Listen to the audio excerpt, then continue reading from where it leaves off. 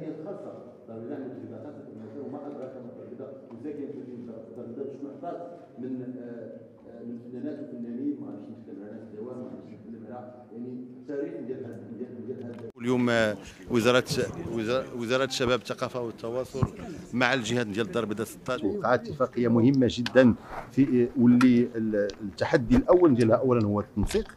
ان الى نجحنا هاد النقطه الاولى ديال التنسيق الا وان البرامج غتبان عند المواطنات والمواطنين، وهذا هو التحدي، ان جميع هذه الامكانيات اللي كدار، هذه البرامج اللي كدار، هذه الرؤيه اللي كدار، خاص يكون واحد الاحساس بان المواطن المغربي كيحس بهذه المجهودات اللي كتقوم بها السلطات لا المحليه لا المنتخبين لا الحكومه. بالطبع وراء هذا الشيء كاين هناك برنامج طموح وقوي وميزانيات قويه في المجال ديال الشباب وديال الثقافه، اهمهم بالطبع هو التنشيط ديال المركبات الشبابيه والثقافيه اللي عندنا هنا في هذه الجهه. وهذا ولو تيتخ ديال هذا المشروع هو الاستثمار في الانسان.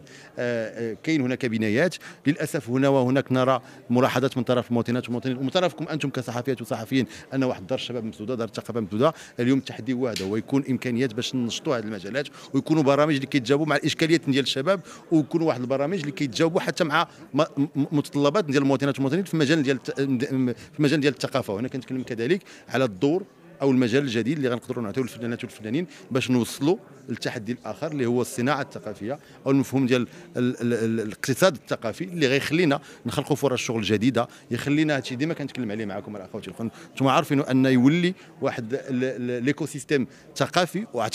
كنعتبروا بان الا نجحنا في الدار البيضاء كعاصمه اقتصاديه اللي عندها امكانيات مع مجموعه ديال الجهات، غيكون كذلك بالنسبه لنا نموذج باش يكون واحد النجاح ديال المفهوم ديال الصناعه الاقتصاديه على الصعيد الوطني. احنا اليوم تم التوقيع على اتفاقيه شامله اللي كتعني بقطاع الثقافه كمنتوج، كتنشيط، كفرص شغل وفرص لانشاء مقاولات ثقافيه، وكذلك كحفاظ وتثمين التراث الوطني. هذو مكونات اللي لاول مره جمعناهم في واحد الباكاج يمكن لي نقول اللي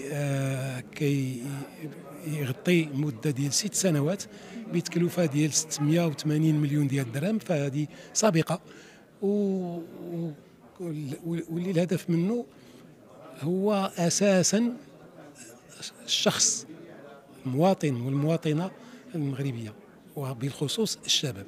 الاساس غتكون هي الموهبه ديال الشاب، واش عنده الموهبه، وامام هذه الموهبه واش كاين الناس اللي عندهم الكفاءه المهنيه باش ياثروا هذا الشيء.